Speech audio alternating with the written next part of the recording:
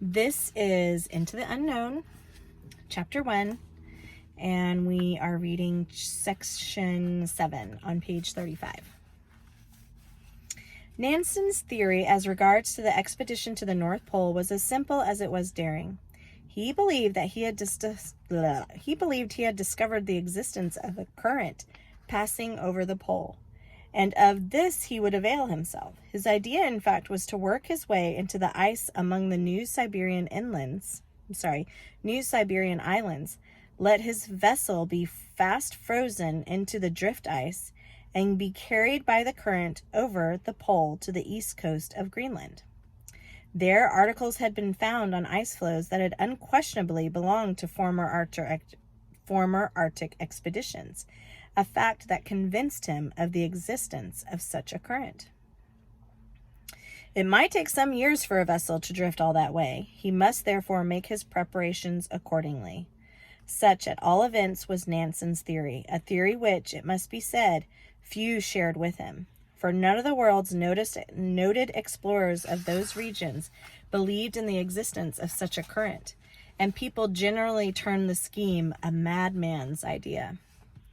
Nansen, therefore, stood almost alone in this, and yet not altogether alone either, for the Norwegian people, who would not sacrifice 5,000 kroner for the Greenland expedition, gave him now in a lump sum 280,000 kroner.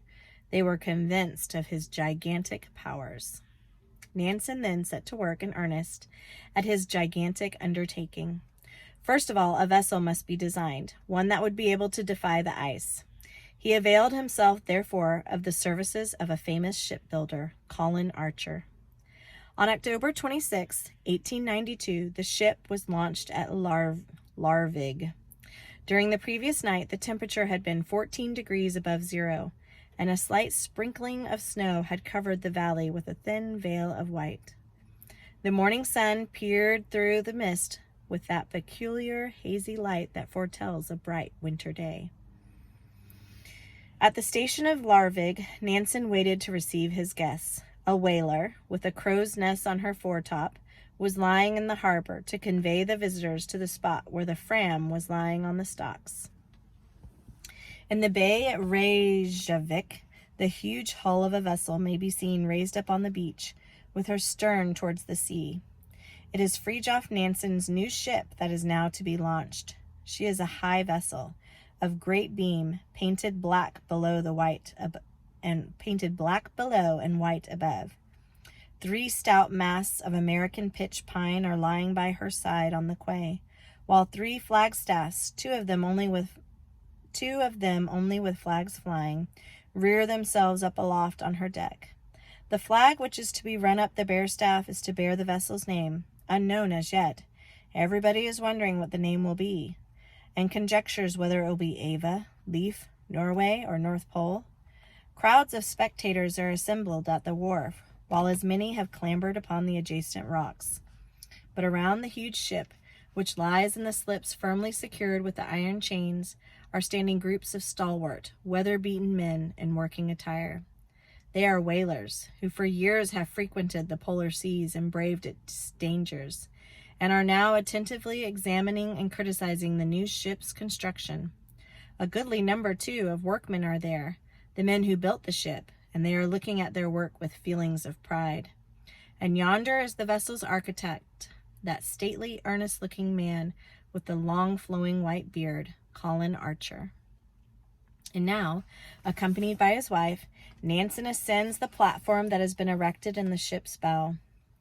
Mrs. Nansen steps forward, breaks a bottle of champagne on the prow, and in clear ringing tones declares, "Fram is her name." Fram means forward. At the same moment, a flag on which the vessel's name can be read in white letters on a red ground is run up to the top of the bare flagstaff. The last bands and chains are quickly removed, and the ponderous mast glides stern first, slowly down the incline, but with ever-increasing velocity towards the water. For a moment, some anxiety is felt lest she should sink or get wedged, but as soon as her bow touches the water, the stern rises up, and the Fram floats proudly on the sea. Meanwhile, Nansen stood beside his wife, and all eyes turned towards them. But not a trace of anxiety or doubt could be discerned on his frank and open countenance, for he possessed a deep confidence in his project. The next matter of importance was to select the crew. There was ample material to choose from, for hundreds of volunteers from abroad offered themselves, besides Norwegians. But it was a Norwegian expedition. Her crew then must be exclusively a national crew. And so Otto Sverdrup, who had earned his laurels in the Greenland expedition, Sigurd Scott Hansen, a first lieutenant in the Royal Navy, Henrik Grave Blessing, a surgeon, Theodore Claudius Jacobsen, and Adolf Jewel of the Mercantile Marine, Anton Amundsen and Lars Petersen, engineers, Frederick Halmar Johansen, lieutenant of the Royal Army Reserve, Peter Leonard Henriksen, harpooner, Bernt Nordhall, electrician, Ivar Otto Ergens Mogstad, head keeper at the lunatic asylum, and Bernt Bernston, a common sailor, were selected. Most of them were married and had children. Sverdrup was to be the Fram's commander, for Nansen knew that the ship would be safer in his hands than his own. Finally, after an incredible deal of hard work in getting everything in order, the day of their departure arrived. It was midsummer, a dull, gloomy day. The anchor is weighed, and after making the tour of the little creek, the Fram steams down the fjord. Full speed is the command issued from the bridge as she proceeds on her way. Nansen turns round to take a final farewell look. He discerns a glimpse of a woman's form dressed in white by the bench under the fir tree, and then turns his face away. It was there he had bidden her farewell. Little Viv, his only child, had been carried by her mother, crowning and smiling to bid father goodbye, and he had taken her in his arms. "Yes, you smile, little one," he said, "but I," and he sobbed. This had taken place but an hour before, and now he was standing on the bridge alone, leaving all he held dear behind. The 12 men who accompanied him, they too had made sacrifices. Each had his own sorrow to meet at this hour. For the first few days it was fine weather, but on getting out as far as Lindesnes, it became very stormy. The ship rolled like a log, and seas broke over the rails on both sides. Great fear was entertained lest the deck cargo should be carried overboard. "It was an anxious time," says Nansen. "Seasick, I stood on the bridge. Now a green sea poured over us, and knocked one fellow off his legs, so that he was deluged. There was not a dry thread on them. Then all the casks, besides a quantity of timber, had to be thrown overboard. It was indeed an anxious time. But fine weather at last came, and Bergen turned out to meet them in brilliant sunshine. Then on again along the wonderful coast of Norway, while the people on shore stood gazing after them, marveling as they passed. The Fram now heads out from the Jugar Straits into the dreaded Kara Sea, which many had prophesied would be her destruction. But they worked their way through storm and ice, at times satisfactorily, at others encountering slight mishaps.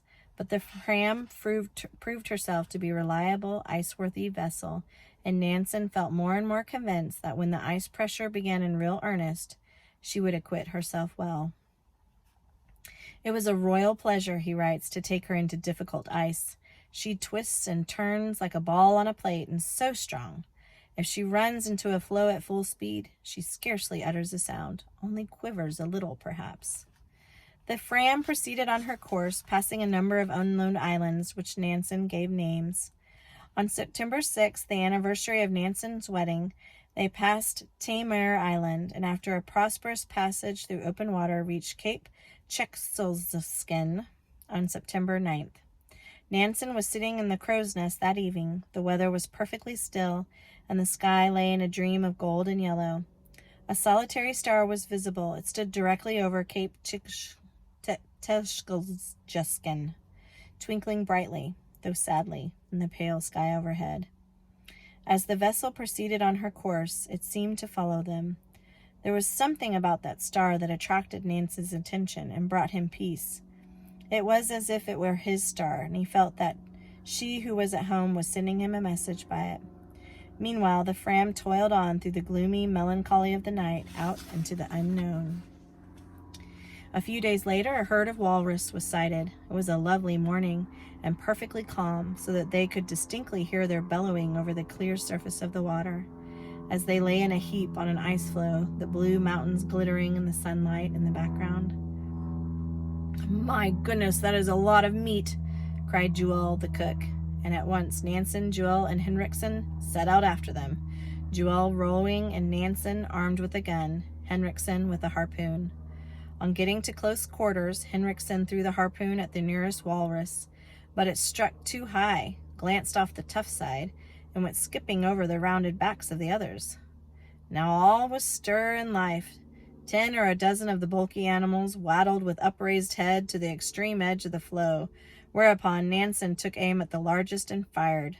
The brute staggered and fell headlong into the water. Another bullet into a second walrus was attended with the same result, and the rest of the herd plunged into the water so that it boiled and seethed. Soon after, they were up again, all around the boat, standing upright in the water, bellowing and roaring till the air shook.